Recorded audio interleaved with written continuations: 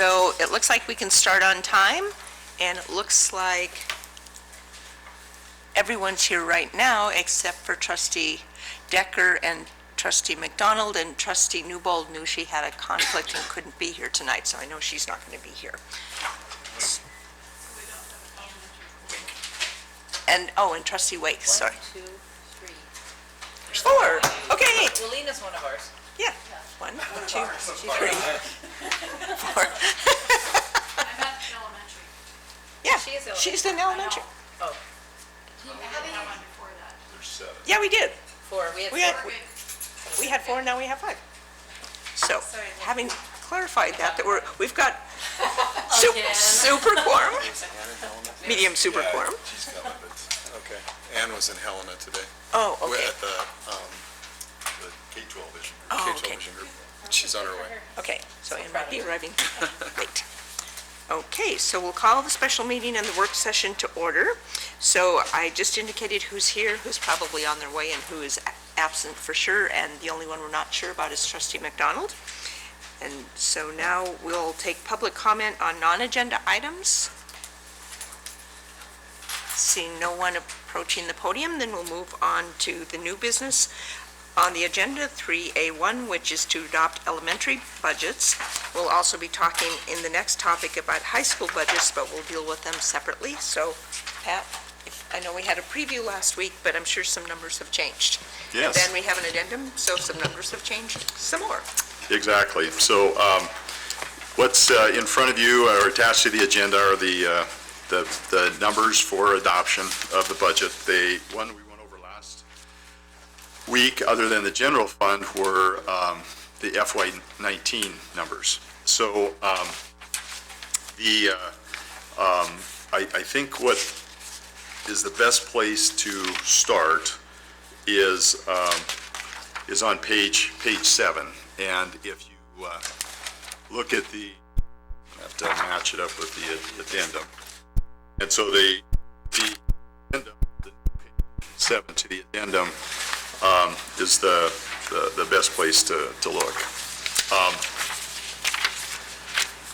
This spreadsheet covers all of our budgeted funds, and it includes the levy amount, the increase, decrease in the levy, the change in mills, the total mills, and then the $200,000 home impact of the increase or decrease. And if you look at the beginning line, the general fund identifies the final budget in the elementary at $40.4 million, with the levy amount of $13.1 million and an increase of $363,000. The mills decreased by $8.30, by 8.3, that's not in cents. And then the tax impact is a reduction of 22.42 on that same $200,000 home. The reason for the reduction is a result of the increase in taxable values. That's the primary reason for that increase. And if you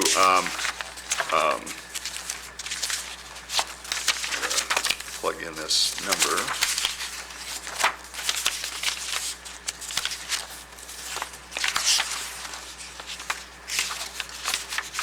Okay, so if you look on page 11 of the original agenda, let's see if I can pop it up here. Oh, maybe not. Oh, you said that, didn't you?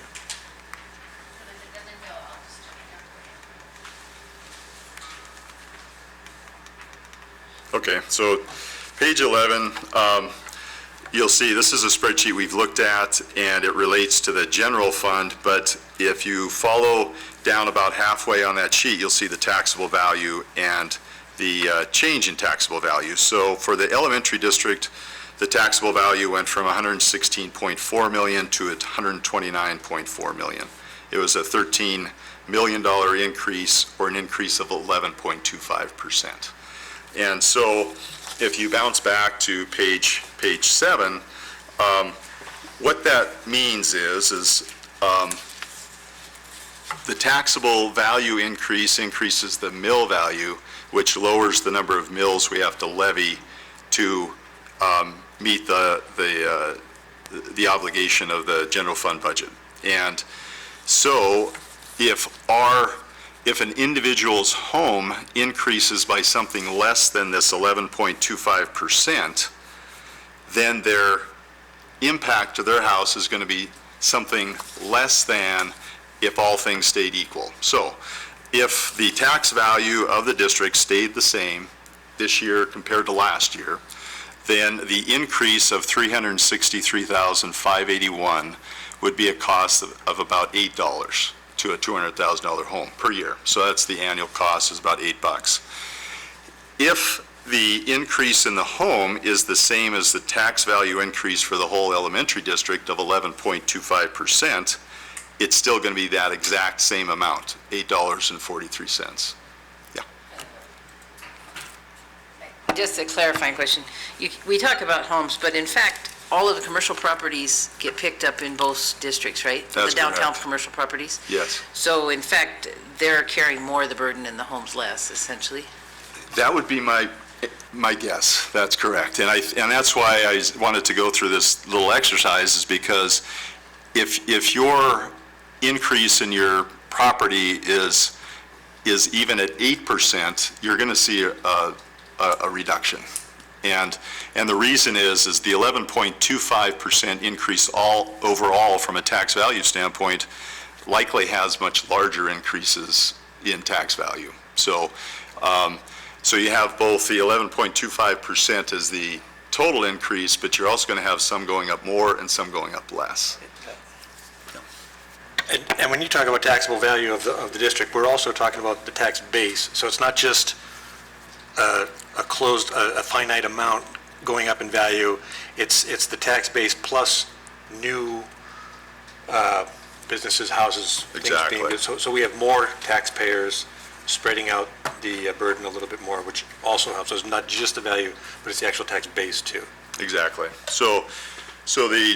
And the reason I'm going over this is because you have the reference to the tax impact on a $200,000 home, and it generates lots of interest. And to Mike's point, if everyone's property stayed exactly the same as the prior year, so as this 116.4 million was the tax base, and a new development represented the 13 million increase in tax value, then the $22 would be a savings across the board on those homes.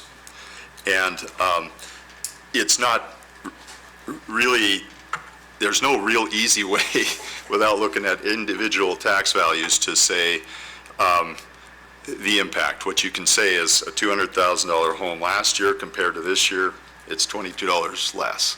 And if your value of your home went up at the same rate, which it's not likely for a home, because I agree with Diane, then it's still going to be that $8.40 a year increase in tax. And if it's less, and even, when I ran the numbers at 8%, you're going to experience a reduction. It's going to go down if your value is at the 8% increase.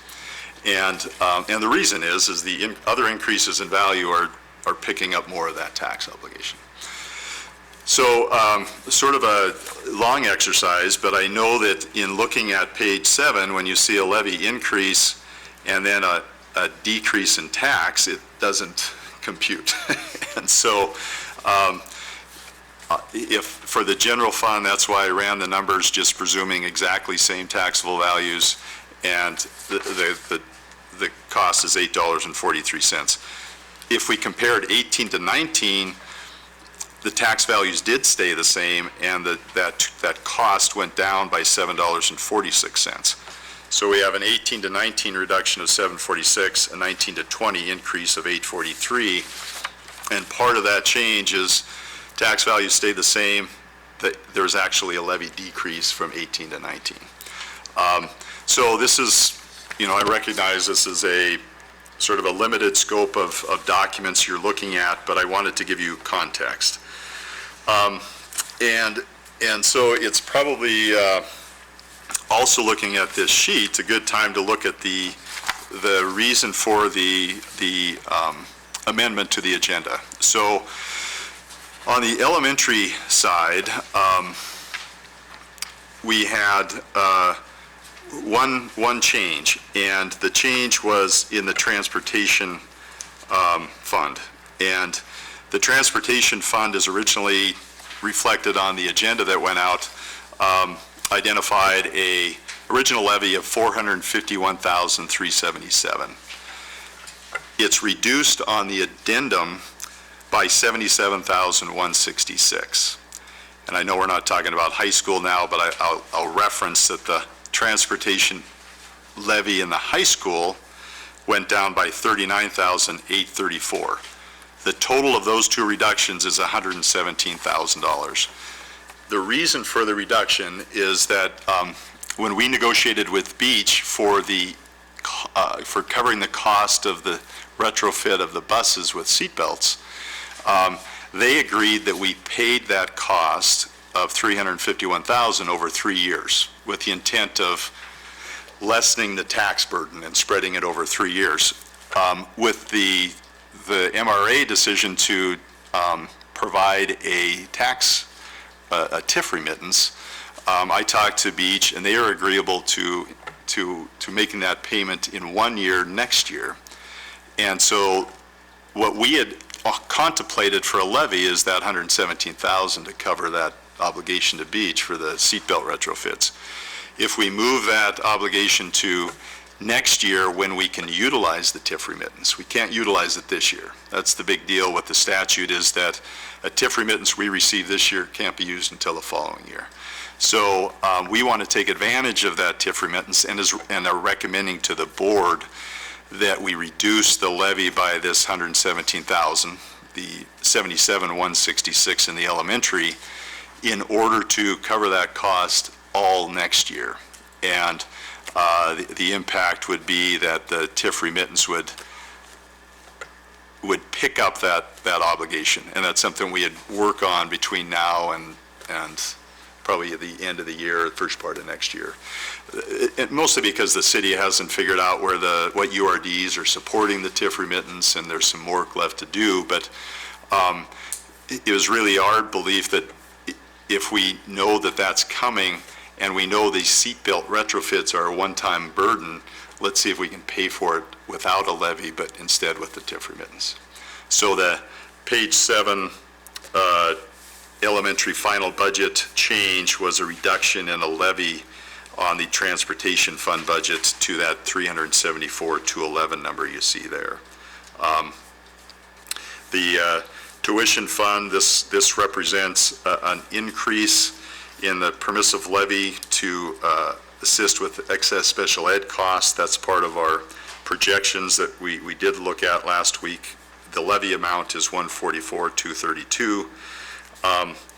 And then you'll see the debt service going down $91,000 and compared to the prior year, so we're levying less. Part of the reason for the lower levy is we did put TIF remittance from the prior year in the debt service fund, so that's helping lower that tax burden. So that'll go down for next year, or for this year.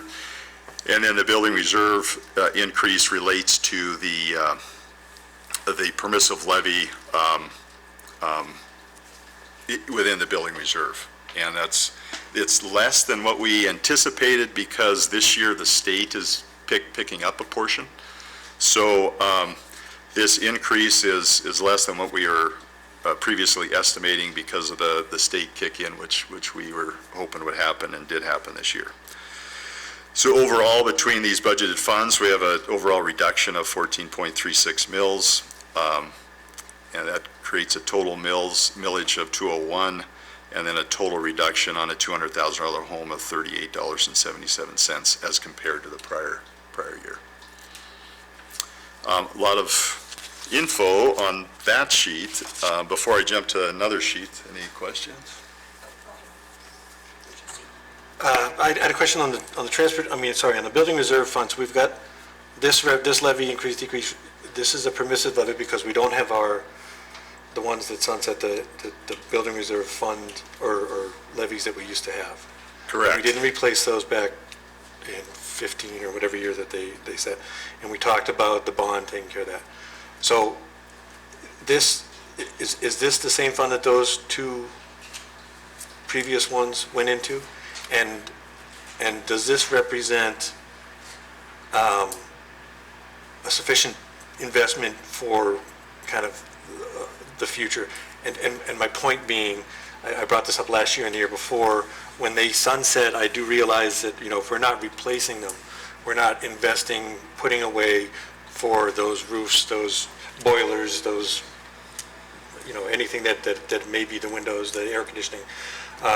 And I know we've got new systems now, but that we're always going to need that. And I don't want to have to wait another 25 years and do this all over again. I will promise you I will not be on the board then. But I don't want whoever follows us to have to do that. So my question is, can we talk a little bit about the Building Reserve Fund, and are there plans to replace those? If there aren't, can we talk about it maybe next year, because it's probably too late to add anything this year, and I know, but I really don't want that conversation to fall by the wayside. No, thank you. And so this levy, and you're right, is not the voted levy that we would typically see or had seen in both budgets, and that did expire. So both the elementary and high school budget, our voted levies expired. The permissive levy was allowed here, I want to say 3 legislative sessions ago, and what it allows school districts to do is to meet priority expenditure obligations. And this relates back to the conversation we had with Burley about some of the priority facility expenditures, and then the part of the funding to remodel and reinvest in the buildings behind us. These levies come before the board in March on a estimate basis. So we're estimating these permissive levies, changes in the permissive levies with specific projects identified. So the permissive levy here wouldn't meet what you're talking about, because what we'll be looking at is Burley's priority list when we talk about these permissive levies in the future. What will be lacking from here will be general floor maintenance, general roof maintenance, some of the items that Burley had talked about when we boosted or when the board approved an allocation of those carry forward building reserve dollars to cover those costs: electrical, plumbing, roofing, HVAC. Equipment, snow blowers, lawnmowers. Right. So I think that this would be a conversation we'd like to have going forward, is just the ongoing maintenance obligation, the ongoing obligations in the form of a voted levy that would meet those types of needs. And the reason I bring it up is because I think it would be more palatable and more fiscally responsible to start with a small amount and start putting it away, as opposed to waiting until we have a disaster and have to ask for a big chunk and increase people's taxes by a great amount. So I appreciate the answer, and I think if we could put that on your radar for next year. It's squarely there, yeah, definitely. Thank you.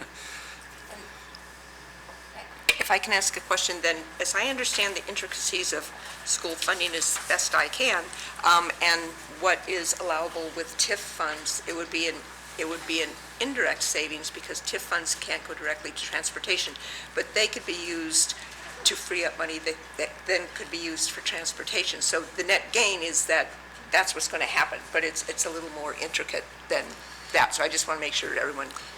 That's a great clarification. Yeah, the statute, in addition to stating that the TIF remittances can only be used for a reduction in taxes or building up reserves in the following year, it also identifies the specific funds that can be deposited to, and the transportation fund is not one of those funds. So, so you're totally right. We would devise a plan that would allow the funds to offset costs in one fund that would then cover the obligation to Beach next year. That's right. And that would be something we'd obviously present to the board. And, yeah. We have the term permissive levy. What keeps us from just going nuts on that? Yeah, so it's maxed out. The cap on the permissive levy in the building reserve is $15,000 plus $100 per A and B. And the initial permissive levy here was to the cap, but it's not because of the state picking up part of the obligation. So I bet the state's picking up, and sorry I don't have that in front of me, about 40,000 or better, yeah. So if I can, I'd move on then to page 10 that's in the original agenda, and it identifies the projections, and I know you have seen these, so I only want to point out one or two modifications here on the elementary side. So page 10, the left column that's blocked there is the elementary side, and it reflects, if you'll look down under anticipated obligation, a reduction in Title IV coverage of safety and support officer, 23,000, and a boost to the teaching and learning budget of that same amount. The Title IV budget came into play last year, and it's a federal funds that we hadn't had prior to that. It's limited in the type of expenditures we can use, and we need a little boost to teaching and learning to support the curriculum adoption, in particular the math adoption. So this will help with that. Then under reduction, savings, and offsets, you'll see the permissive levy and the tuition fund. The actual levy, as you saw before, is $144,000 because we had some carry forward to use. And then the work comp credit of $110,000 on the elementary side balances our budget or brings it to zero. That was really the only item to add on that page, unless there's any questions. Any questions so far? Okay. Page 11, you've seen this, I won't, there's only one point I wanted to make here. From 18 to 19, even though we voted some increases in levies, we still had a reduction in our overall levy in both districts. And the reason was an increase in GTB, the Guaranteed Tax Base Aid. You'll see on the elementary, there was a small increase, $131,963. The reason that it's less is that our tax values went up. And so the subsidy is intended to reflect a comparison of our tax values to this state calculated sort of value, tax value. And if you're a higher tax value district, then you're going to receive less of this funding from the state. And I think before I've given the example that Whitefish receives no GTB at all given their tax valuation. We do, which is reflected there, about $7.7 million. I'm just pointing out that it in comparison to what we saw in the last couple of years, it's not as significant of an increase, and it's related to our tax value increasing. That was the only comment I was going to make there. The amendment or the modified agenda, page 8, I just think this is interesting when you look at the mill levies excluding debt service on a graph. Elementary is pretty flat, and when we get to the high school, although you have a view of it down below, it's very flat and is even less than it was in '05. A lot of factors go into play, and I've listed those down below, sort of the whys. Changes in school funding formula, change in enrollment, TIF remittance, change in state support, increase in retirement rates, increase in transportation rates and routes, approval of additional levies and expiring levies. And so it's just interesting, and I think it's good to track those mills. The page 9, if you look at that page, this is focused on the debt service, and I always point this out on the elementary, but very, very little debt in the elementary district. It was zero from 2011 through 2016, which is pretty amazing, and quite low prior to then. But of course, we have that big arcing mill increase there with a drop this year, which, as I said, is related to TIF remittance, so that might be a short-term basis. Just real quick, and this, obviously, just so people following along at home, understand this is our bond. That's our bond. So this is the debt service on the bond, and it's a 20-year bond, so that's, after 20 years, that's expected, or less, hopefully less and probably less, that will be back down to zero, barring any other major. Increases or changes, that's correct. Thanks. Yep, that's correct. Any other questions?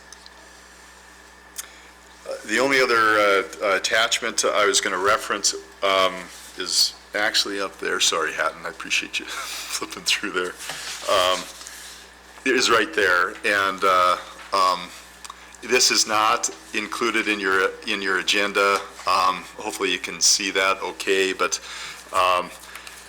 it's a 3-year look, and what's interesting is, I think, looking at the change in taxable value and the change in total levies, and we're at 34.5%, if I'm seeing that correctly, 32.5%. We are at 34.5% in 2018 of total local levies compared to the total budget. So locally, that's the support of the general fund budget. And it's about right in the same percentage as it was last year, and less than it was in 2018. So as I mentioned before, if you go from 18 to 19, there was true tax savings of about $7.50 per $200,000 home.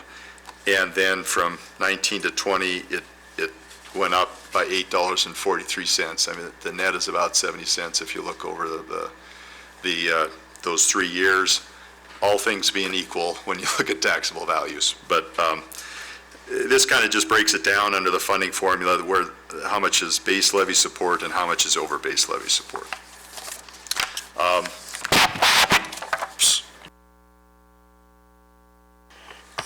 I guess what this tells us is, even if we dropped our budget down to the lowest allowed by law, which is base, right? There would still be a local levy? Because I always had in my head that there would be no local levy if we did that.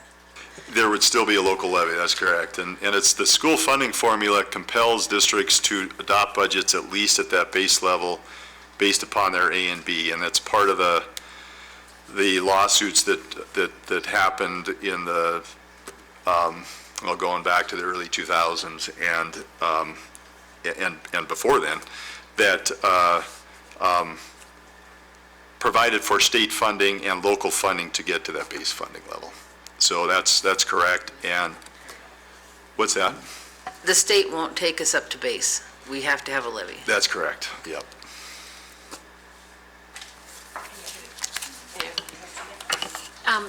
That number, around a third then of our budget basically is raised locally. Is that about normal for like communities that are similar in size across the state? Like, do we have any idea how we compare with that? It'd be interesting to compare, and I could pull that together. I think it would vary. I really do, and I think I think most districts, larger districts, are at max budget, and so most are levying the over base. The wild card is guaranteed tax base, and so Whitefish is going to be higher. So the way the base budget works really is it spits out the amount of the base levy, and it backs into it by looking at how much GTB is provided for your district, and then what remains in the funding formula to calculate the base is the base levy. So the variance in GTB around the state will dictate to a big extent, or large extent, that percentage. And that's based on property values in the area, basically. So, Exactly. like, I mean, to just put it really bluntly, like, wealthier areas are going to have that's more, and so Whitefish is gonna have less support from the state because their local tax base can support more. Is that the idea? That's exactly right. That's the idea. And it's sort of it's a pot, and it gets divvied up based upon your tax valuation relative to the state calculation of this state value, which is, the formula has been increasing, which has been helping districts increase their base budget without a significant increase in local base levies. And that's really, if you look at our base from 18 to 19, it went from 5.4 million to 4.8 million. It went down significantly. And so our base levy, even in 2020, is still less than it was in 2018. So we're taxing if you look at the bottom, the total levies, in 2018, it was 13.1 million on a budget of 36.9 million, and in 2020, it's 13.167. It's only 50,000 more on a $40.4 million budget. So the budget has increased significantly with not much change in the total levies, and that's why, from 2018, that's why the percentage went down from 34.5 to 32.5. A lot of that is GTB that we received. Any other questions? The last sheet is page 4, which is the summary of the adoption motion. It reflects our final budgets and our levy amounts. It's a recap of that first spreadsheet that we went through. And that's in the addendum. It's in the addendum, yeah, thank you.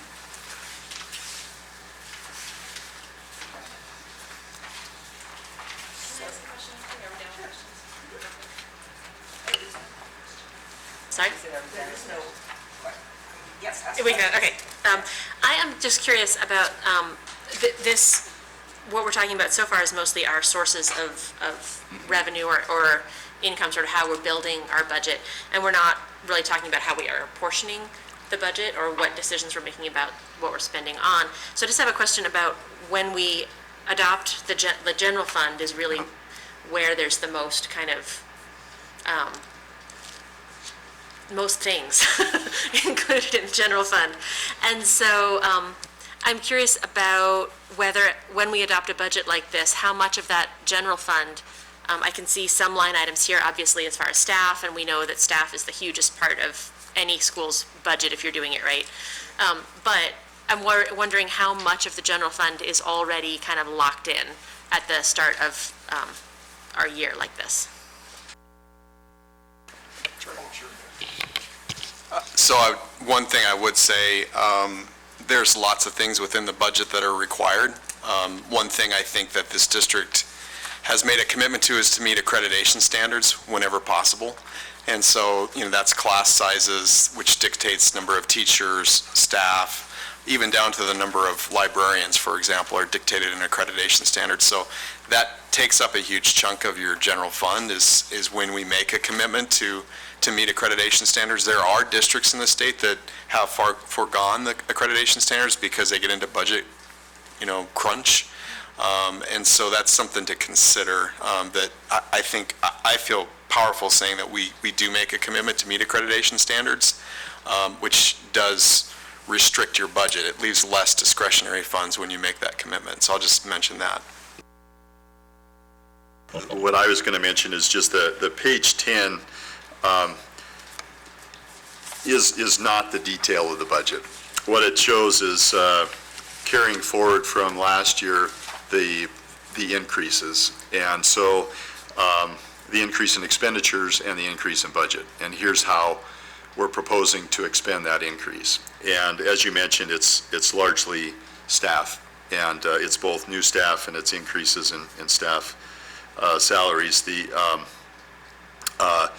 The proportion of general fund budget for staff and staff-related expenditures is about 90%. And so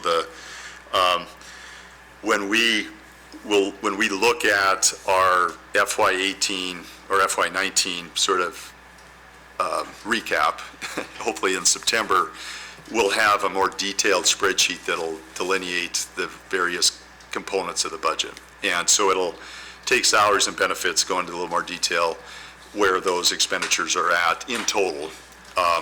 And then it'll have the various discretionary expenditures also in total. I think that pie chart we looked at is also a place that delineates among salaries and benefits where it goes, and then among discretionary or fixed costs where the funds go. And, I anticipate breaking down a number of those categories, and really as much as the board would like to see in terms of breaking those categories down to see what it looks like and to be comfortable with the expenditures that exist there. Any other questions? Seeing none, then we're moving on to the recommendation from the administration is that the trustees approve the adoption of the 2019-2020 elementary budgeted funds and the amounts to be raised by tax levies as presented in the attached motion and resolution E. And so the attached, we're talking about in the addendum. Addendum, So, yeah. Okay. So is everyone clear on that? We're looking at what's been replaced, page 4? Page 4 of the Right. addendum, yeah. Okay. So is there a motion to approve the elementary budgeted funds?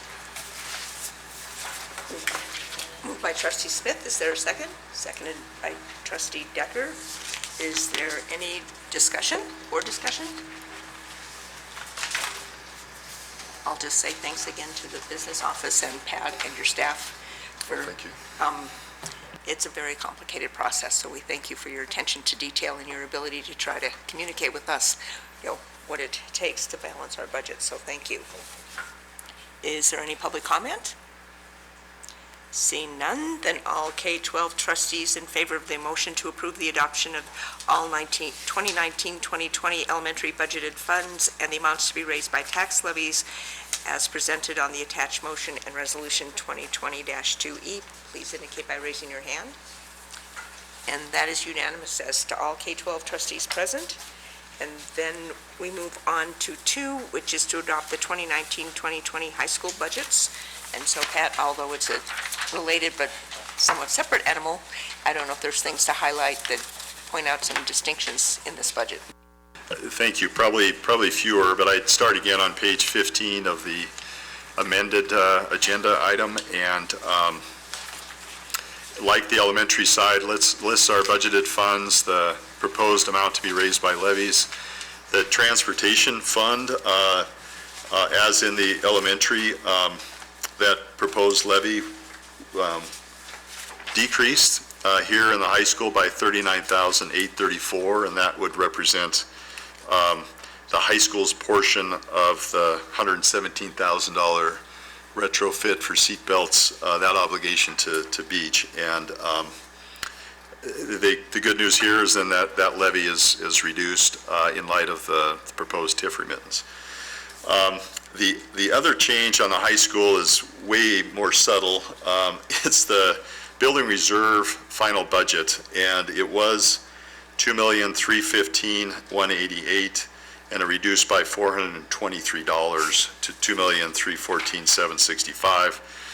This is more a factor of how precise Dan Parrish is, and so when we made that transportation fund change, he asked if we could make this one as well, and it reflects an accrual, and it's just being a lot more accurate in that budget.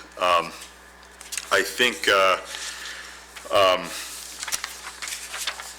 similar to what we talked about in the elementary side, you'll see the tax reduction, and then if you look on page 11 of the original agenda, we're showing at the bottom the change in tax value. The tax value went up by $22 million in the high school district. That's 10.67%. And really, if a home increases by that same percentage, then the amount of the increase in the general fund budget would be the same as if the tax values had stayed exactly the same. And if it goes up by something less, then it'll be less than that amount. I didn't do the calculations on the high school, but the same concepts would apply. And just to clarify, our high school taxing, what do you call it? Districts? Base, is all of Missoula County except Frenchtown. Right. And the elementary is a subset of the high school, right? So it includes the elementary plus the rest of the county except Frenchtown? That's right. Yeah, that's exactly right. And it goes up as far as Sealy on the high school side. Yeah, that's right, including the Salmon Prairie area. Page 11, the GTB change, you'll see it actually went down slightly on the high school side. Given that larger tax base, that's reasonable, and in light of the increase in the tax value. The page 10 of the original agenda identifies the increase in the high school budget and then the expenditures. The high school side really hasn't changed. So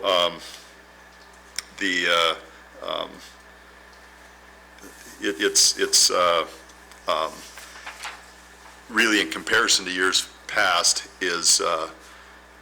looks very good in terms of being able to balance our budget, and there's a minimal increase in the permissive levy, minimal changes in the non-staff related increases, and it's balanced. I think most people here has remembered when there was an interlocal agreement that would be available to support the high school, and so it's kind of on its own 2 feet right now.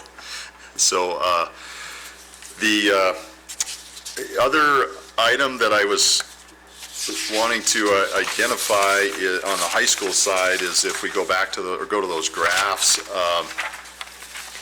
on page 8 of the attachment to the addendum, you'll see the high school mill levy excluding the debt service very flat over that period of time, over those 15 years, in terms of total mills. And then on page 9, the high school debt service mill levies, like the elementary, there's a reduction. That reduction was linked to partly linked to some TIF remittance that we had in the debt service fund, which helped. And just looking forward, next year we have refunded bonds that'll go off, and so that's $750,000 a year. And then the year after that, the second batch of refunded bonds will also go off, which is another $750,000. So we're looking at a $1.5 million reduction in debt service obligation on the high school side because those refunded bonds are now being retired. Sort of to Mike's point, I think a number of you were here when we refunded those bonds with really good interest rates and had better principal payments. And so we got those knocked out, and so we'll realize on our budgets next year some lower levy obligations on the debt service side.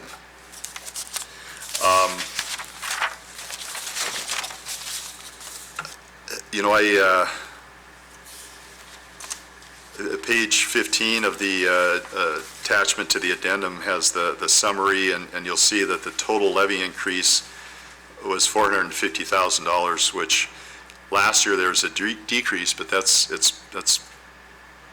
pretty low when you look at the overall budgets there. The mills went down 8.81, and the total mills are 92.25, and the $200,000 home tax is reduced compared to the prior year, 2378. And I think the only other item that I was going to maybe mention is, and it's not in your packet, was that same spreadsheet that we looked at on the elementary that showed the percentage comparison. And the high school, the local levies on the general fund are 34.6%. So it's a little higher than the elementary, but compared to 2018, where it's 36.4%. And then interestingly, 2018, the total levies were 10.7 million, and in 2020, they're 10.5 million. So it's actually still less by $200,000, even though our total budgets went up a little over $1 million over that 2-year time span. So what that means is the local taxpayer support of the budgets are less than what they were in 2018. And big factor is that GTB payment in 2019. Trustee Smith? Just a quick clarification, Pat, on this. When we look at our page 15, we're looking at the $200,000 home increase or decrease. Is that monthly or annual? And then relative to the, because that up there is annual, this is annual too, right? Exactly, so that's the annual, if a $200,000 home in 2020 as compared to 2019 would see an annual decrease of 23.78.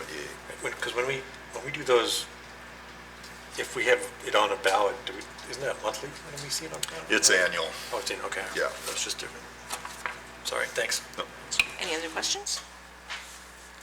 Anything else to point out about the high school side? Okay.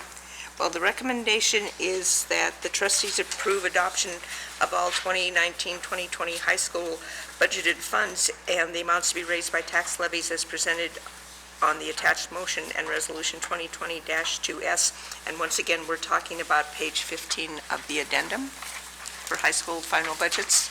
Okay, is everyone squared with that? Okay, is there? 12.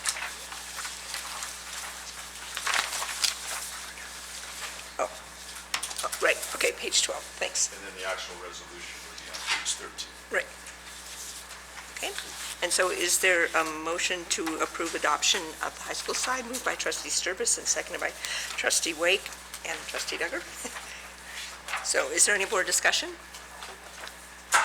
Again, other than to thank your office, and in particular to thank you for realizing with short notice that the information about TIF impacted the budget in a positive way. So thank you for working that out, since our meeting last week. I really appreciate the work that all of you've done. Thank you, and giant kudos to Lenora and to Kara, who hung around with us to get that stuff out on short notice, so I appreciate their efforts. Thanks. Thank you. Any other board discussion? Seeing none, any public comment? Seeing none, all trustees in favor of the motion to approve the adoption of all 2019-2020 high school budgeted funds and the amounts to be raised by the tax levies as presented on the attached motion and resolution 2020-2S, please indicate by raising your hand. And that is unanimous as to all trustees.